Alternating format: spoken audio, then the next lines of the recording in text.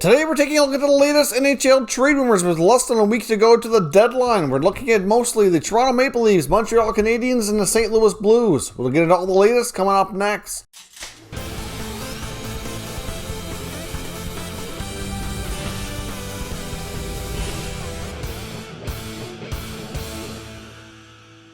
So welcome back to another video here at Top Shelf Hockey. Now, as I mentioned, today we're taking a look at the latest NHL Trade Talk. Now, before we jump into the teams I mentioned here, I want to take a minute and acknowledge our channel sponsor, which is Manscaped. Manscaped was kind enough to send me some great products. They have excellent service, excellent products. I highly recommend you check it out.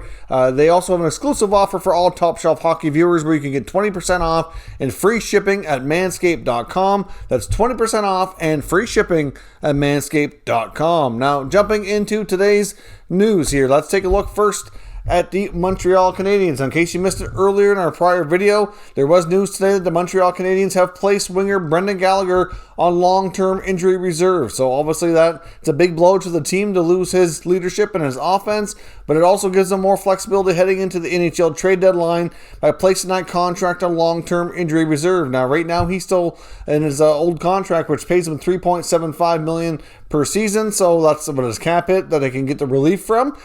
Clearly, that could be a nice contract added into the mix if they want to go find a forward to replace him. Now, they could add on the blue line as well, which was what they were mostly speculated to be doing before this happened. The word was that Bergevin wanted to add some extra depth on defense, which was never a bad idea. So, given the fact now that Gallagher is injured and out for the rest of the year, you can't help but wonder if they could add an extra forward in there. Since there's no salary cap in the playoffs, they could add somebody now and then have that much more of a deeper team and more offensive weapons for the playoffs once we get there. I know one name that kind of comes to mind that we're going to talk about here a little bit later, which hasn't been linked to them per se, but a guy like Mike Hoffman, for example, makes $4 million.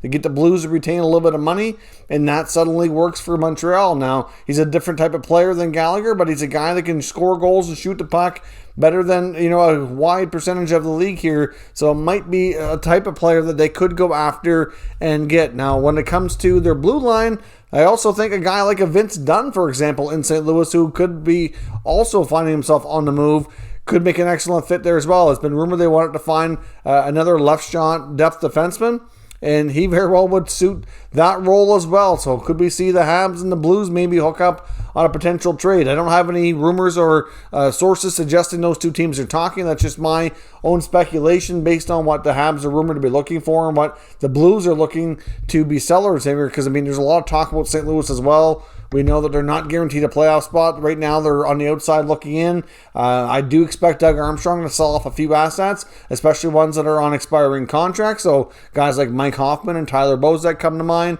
Vince Dunn needs a new deal. And there's also the possibility even Jaden Schwartz is a pending UFA. I would think he'd be more likely to stay than Hoffman and Bozak, but still no guarantees. They're going to have their own salary cap challenges here coming up. And a guy like Jaden Schwartz might be difficult to get signed. So it's going to depend on how things go with him as well with contract negotiation. Now, a guy like Mike Hoffman has been linked to many of the other teams in the hunt to add here ahead of the deadline. I know some of the most common teams that we're hearing are interested are guys like the Boston Bruins, the New York Islanders, just to name a couple. But a lot of that I think is going to depend on where we see guys like Taylor Hall and Kyle Palmieri go. I think Mike Hoffman, for the most part, is probably going to be like a third option, depending on where those other big names end up going. We know that teams like the Bruins and the Islanders and the Avalanche they're out there looking to add some more offense, and obviously they can't all get Palmieri and Hall. Now, personally, I would almost think that Taylor Hall really. I'm not sure that he's be the top on my list. Still, there are guys generating a ton of interest out there, and not all teams are going to be successful in getting after their targets. So clearly, like I said, a team like the Blues are selling, a team like the Habs are buying. They could very well find themselves being a good match, and there's plenty of other players around the Blues that could find themselves on the way out as well. Some interesting names there, and we'll see what happens. Now, when it comes to the Toronto Maple Leafs, they get some interesting news today. Just in the past hour or so before their game today, we learned that William Nylander is going to be held out for precautionary reasons. He has not tested positive, but he apparently was identified as a close contact to another positive case outside of the team. So it's believed that it's not risky for the team to have to quarantine or anything like that. So clearly that's good news, but the fact that they're going to lose Nylander for an unidentified period of time, there's really no way to know. If he has a couple of negative tests here in the next few days, he could be back. But they need to ride this out. I mean, if depending on how much of the exposure he was, exposed to, it could determine how long he has to quarantine for. So that's still a blow to the Leafs no matter how you shake it. But we know that the Kyle Dubas and company have been rumored to be wanting to make several additions. They're in the mix here when it comes to several players out there. We've heard the Leafs linked to guys like Palmieri and Hall. We've heard them linked to some defenders, some goaltenders. There's really a variety of Leaf rumors out there in the rumor mill right now.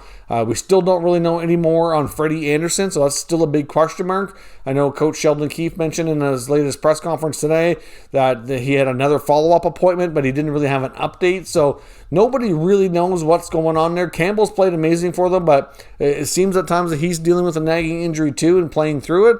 So they need to have some extra insurance ideally. I mean, Hutchinson's been okay, but you just don't know how comfortable they are going into the playoffs with the goaltending situation the way it is right now. Now, one defenseman that's been out there that could very well find himself on the move that the Leafs are reportedly being linked to is Dallas Stars defenseman Jamie Alexiak. He would certainly add a new dimension back there. He's a huge guy. At times has had your offensive moments, but they really would need him to be an offensive player in that regard. But apparently there is interest there if they could make that work. And apparently there's also talk that they've been doing a lot of scouting, looking at the LA Kings around possibly Adrian Kempe as being a potential target, or even Iafallo. Both of those players apparently have interest to the Leafs. Some of it's going to depend on contracts. I know with Iafallo, there's a possibility the Kings may re-sign him, so it's not quite clear for sure if they want to move him or not.